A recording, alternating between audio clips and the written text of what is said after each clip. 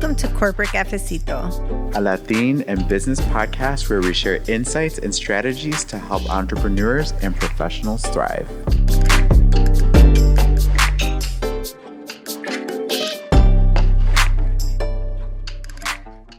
Hi everyone, welcome back to Corporate Cafecito. Yo soy Nayeli Suarez Guess, and with me today is, we love bringing like people who are just like fierce and courageous and badasses and the best at what they do. And so I have invited Michele Garcia to come join us. You may know her. Not only is she gorgeous, she is the model detective. Recently released in February of this year, a book that documents or talks about like her career on the force. Yep. So Michele, why don't you tell us a little bit about who you are? Okay, my name is Michele Garcia. I have been on the Chicago Police Department for 25 years. Wow. My name on the book is my maiden name, which is Wood. But my legal name, I never changed it at work because then I'd have to change my email. Oh, yeah. But for the most of my career, for about 20 years of my career, I worked in the detective division, working in the homicide division. So I left my homicide team in December because I'm getting ready to retire in June. So, Wow. Yes. Wow. So that's an amazing career, one Yes. that I'm sure has been pretty hard. Like, so how did you start and how did you end up in detective? Like, right? Because that's a series of transgressions in your career. Yeah. Yeah. So just like everyone else, I started off in patrol. I worked in the 14th district, which is Humboldt Park, Logan Square. I worked there for a couple of years, and then my partner and I went to a citywide unit, which was an armed violence suppression unit. So we basically went wherever they map out where retaliation for gang crimes was going to be. We went there, we saturated the area, basically show of force more than making arrests. Mm-hmm. But when we were in these areas, we'd meet with the community, and they saw that crime would drop. So it was interesting. It was a program that did work. When I had about 5 years on the job, I was promoted to detective. The way that you get promoted is it's a promotional exam. You take the first part of it, and if you pass that, then you're eligible to take the next part. So I took the first part, I passed, and then I studied. I mean, I was literally like studying like 10 hours a day. Wow. Because 7,000 people take the test. And if you're in the top like 400, you'll probably make it. So took the second part, did really well. I was number, I think, 78 on the list. Wow. Yeah, so I did really good, and I was very happy because back then the promotional exams would only come up at every 10 years. So I was lucky that I was there during a time where I had enough time to take the test, and then I was able to do well enough on it.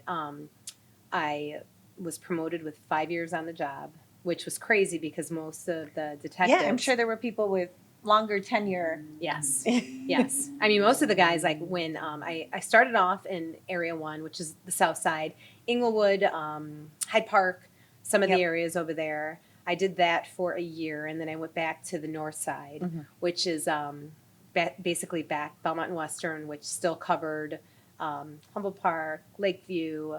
As time went on, we picked up different areas. And then in 2012, we ended up picking up the whole west side. So we had, Garfield Park, Douglas Park, Little Village, really big area, actually too big, because sometimes, I'd get a murder on Madison and Central, and I would come from Belmont and Western during rush hour. Oh, that's a huge, So it could take legit lights and sirens 50 minutes, which is insanity. Yeah. Where you almost feel silly with the lights on. I'm like, all right, I'm still not there. You're like, I'm coming. Yeah. Yeah. So I didn't start off in homicide, though. When I first started off, I was doing domestic violence, and I worked with two great detectives. And we would basically go out, look for our offenders. These were all domestic related, usually female victim, male offender, but not always. It could be, different things, mom versus dad, mom versus son.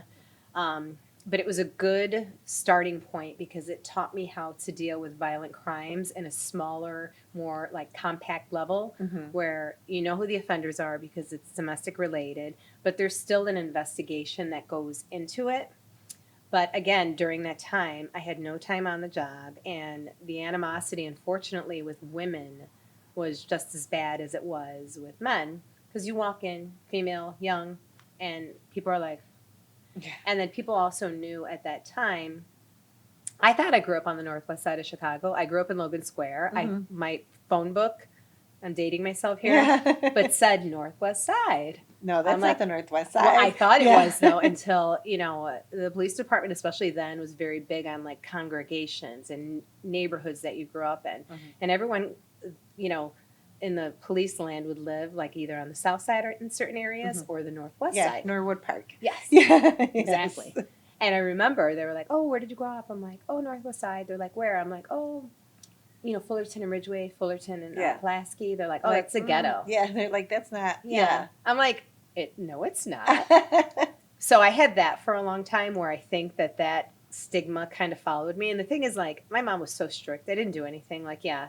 I grew up in probably kind of a gang infested area, but I wasn't hanging outside. Right. But yeah, so you had to fight against that a So little you bit had too. some Latina family roots where they're Yes. like, you're not going outside. Yes. Yeah. Well, actually, when we moved to that area, we lived not, just a few blocks away.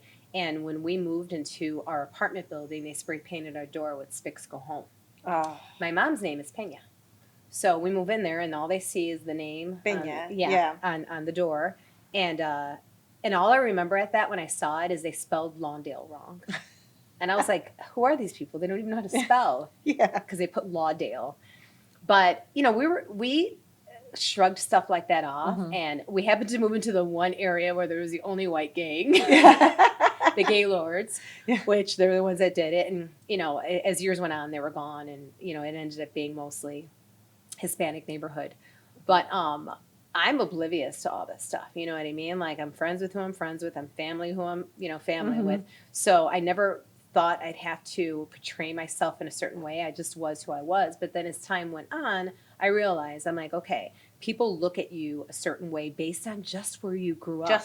Just where you're from. Yes. Yeah. Yeah, which is, it's so unfair. And I think also I, at some point, wanted to fit in and wanted to be, part of like the cool people, but I never was. And that probably lasted for a short period of time where I always had to explain to people where they're like, where did you grow up? And I'm like, oh, but I went to Lane Tech. Like, it was a redeeming factor. Yeah.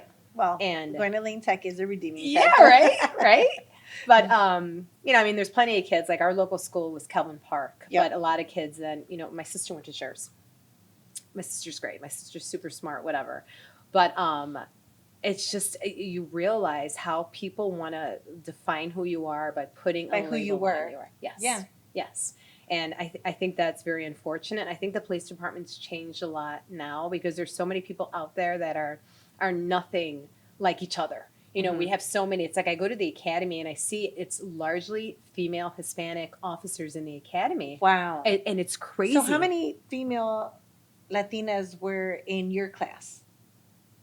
There was Marge, myself.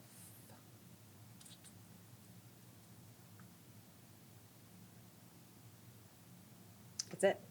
Yeah, and there weren't even a lot of female police officers in my class. Detectives, when I was working in homicide, I was the only female, period.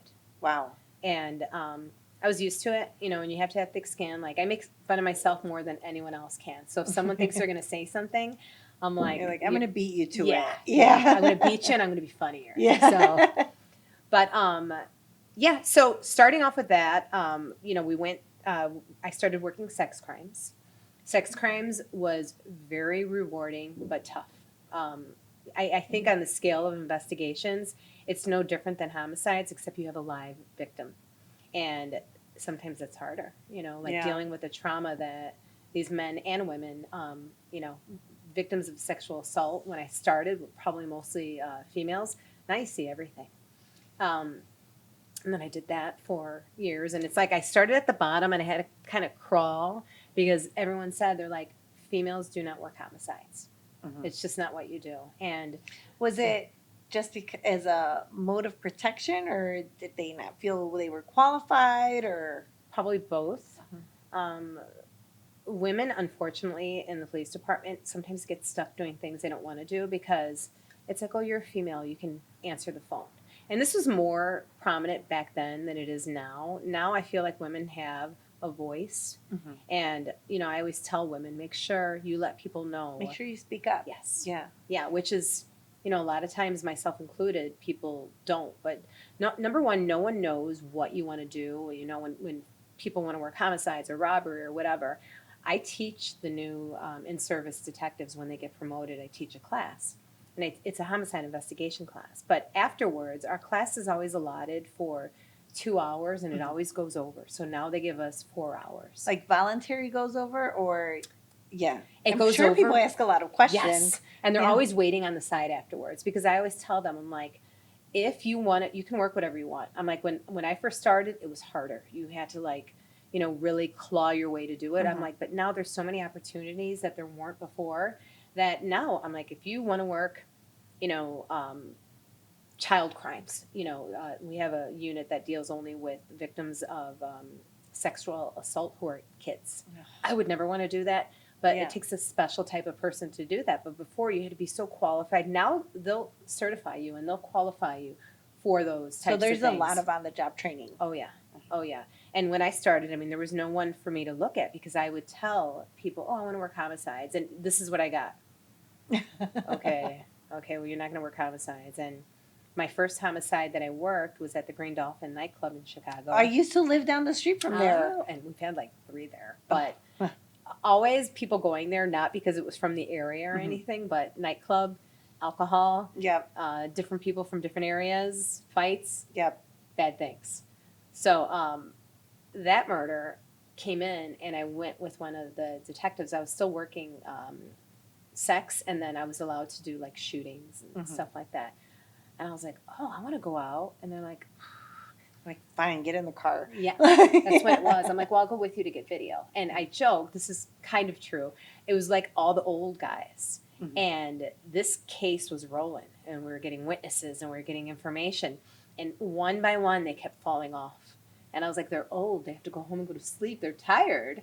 So everyone went home. And then my partner and this other guy, Jimmy, we ended up 3 last men and women standing, and we just rolled with the case. We ended up finding information, and we had the offender in custody in 48 hours. Wow. So that was my first big murder.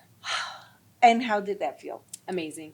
Yeah. Amazing, but I still, when I finally ended up getting this guy, there were so many different levels of the investigation here. We knew who it was. We couldn't find him, and then we went to his house, and we went to his dad's house, and we went to his family's house.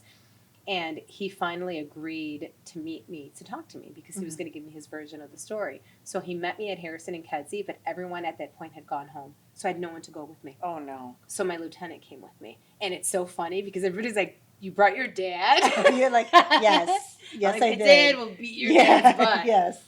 So we ended up placing him into custody. That guy, I'm new, and I'm still really wanting to know what happened. I talked to him for 46 and a half hours. Wow. Literally 16 hours of talking that we had to play when we ended up going to trial later. But I wasn't going to let it go. And he did give a statement. He did give a confession. It was a little self-serving. But, he ended up going to prison for, I think he got 45 years to life. Wow. But it's funny, though, because it's like you talk about decisions people make. This guy wasn't like a monster or a killer. He made a very bad decision that day. And that's usually what our murders are. It's not, it's not like what people think at all. At all. When you talk to these people, I remember he had a little girl. Oh. Yes, and he was telling me that he took his grandmother to a doctor's appointment or something the day before. And I'm like, you're so stupid. Right. Your ego, and it was a fight over a bar tab. That's what started it. But that is the common thing that you'll see. It's tempers and egos. It's not everyone thinks it's serial killers, and those do exist, but very, very far and few in between. Usually it is, someone that's, for all, normal purposes is a regular girl, a regular guy, and makes one bad decision that and it alters changes their everything. entire course of their life. Yeah, their family, their daughter, and this was years ago. So this little girl that he spoke of is now, this was in 2008. So, she's an adult now, and it's terrible. And those are the things that bother you more than like gore and, blood and everything else is everyone that's left behind. Yeah. Yeah. Because you have, one decision has impacts everyone who touched that person. Yes. Even people that witness it. Like, people never understand also, like, social media, everyone is so concerned with, like, watching people get beat up and watching people die. You are not supposed to see that. Like, that is how, like, police officers and soldiers have PTSD from being exposed to this type of stuff. I'm like, regular people, you should not watch that stuff. If you see that stuff and if people listening, there's no reason, and human beings are not supposed to be subjected to that type of trauma. I think it desensitizes people. Absolutely. Like I don't watch those videos. If I see it blacked out, I'm like, Yeah. like it's for. I think it's really sad to see, especially to me. The harder ones are when I see like Latinos youth fighting at school or doing those things, and I'm like, oh, this video's out there, and this video's gonna be out there forever. Yes, and even like things like sexting and, young people, oddly enough, from Lane Tech. I would meet, young girls usually who were prompted to send a picture to someone, and these get out, and these, kids have been suicidal afterwards because of what, happens when you disseminate it. But thankfully now, it wasn't like this before. That is a felony. You cannot do that anymore. So I noticed years ago, I would see a lot of those crimes. Mhm. I feel like it's less now, or maybe it's being reported less, but there are consequences now, where before it's like, what do you make this? Right. Sending a picture. You sent me this picture. This is mine now. This is my, Right. property. I could do whatever I want with it. And now the laws have changed where you can't. But that scares me, especially about, you talk about like young, whether it, I mean, a lot of times it is young Latinas that are, they want to be the Kardashians. They want to be sexy and beautiful. Yeah. And they're sending these pictures out and they're harmless. But then, this boy that they thought liked them shares them with shares everybody. them. And that's, I mean, that could be like, oh, I even think about that because I have a daughter. And I'd want to kill someone. Yeah. Well, it's interesting because as a mother, like I tell my sons, I'm like, if anyone ever sends you something like that, I need you to delete it right Yes. away. Like, don't keep it on your phone. Don't show it to anybody. Yes. Like, and tell them to stop sending you things like that. I'm like, if someone else sees it, you are now distributing child porn. Yes. And I'm like, and that's really scary. I'm like, that'll ruin your whole life. Yeah, and kudos to you for having that conversation. It's probably not an easy conversation to have, but boys, unfortunately, don't always have or aren't looked at the same way as girls are. Boys do something, and even, I remember I had a case, and I can actually talk about it now because it's been so many years, but it was a young kid. He was Colombian. He was a star football player, great kid. He ends up dating this young girl, very hardcore Christian family. Mm-hmm. They end up being intimate. She goes home and thinks her mother can tell. So she tells her mother that she was assaulted. Oh. And I'm talking to this boy, and, I didn't want to place him in custody right away because we had more investigation to do, but his name was on a case report, so the tactical team brought him in. His dad's an attorney, okay? And his dad is like old school. He's like, no, if the police are here, you must have done something wrong. So his dad lets him go. Oh. And this kid, I'm talking to him, and he tells me what happened, and then he's like, and then I put the video camera down. I'm like, video camera? I'm like, you have video of this? And he's like, yeah, she allowed me to. So I end up getting the video. I watched 30 seconds of it because, number one, I don't want to see this, but I also don't want it in anyone's hands for the same reason. So I took it, and back then it was on we saved it on a different way. I inventoried to get rid of it. It's gone forever.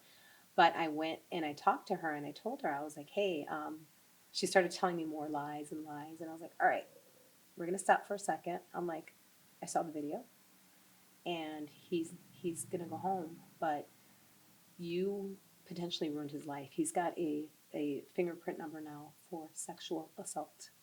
So she's like, oh my God, can I say sorry to him? And I allowed her to, just because I knew that he was going to have to do something later with this to get this off his record, which now it would be off his record. But that was heartbreaking to me. And it's like such a cautionary tale for young boys. It's It's like, yes, this was all consensual, but you see what happened here when you're not nice to women? Right. You know, and she didn't do it to hurt him. She really didn't. But she got home and she was so inexperienced that she thought her mother. Could tell, and then she felt uncomfortable. Yes. Yes. You know, I think that that also speaks to a little bit of our culture and Yeah. how we, you know, and I'm like, I think, one, it's my mom was pregnant when she got married. You know, a lot of my family members have been or have got, you know, I always say you're not Mexican if your kids aren't in your wedding pictures. My kids are in my daughter wedding was pictures. with us when we got married. So. But I think, you know, sometimes we have these expectations that we put on our kids that we did not hold true to ourselves. Yeah. And it makes, you know, it breaks my heart. So like having these really open conversations, knowing that we're, you know, we're in a country where, you know, like it's common. Yeah. Like it's not the whole save yourself for marriage, you know, and so to have those conversations is really important. Yeah.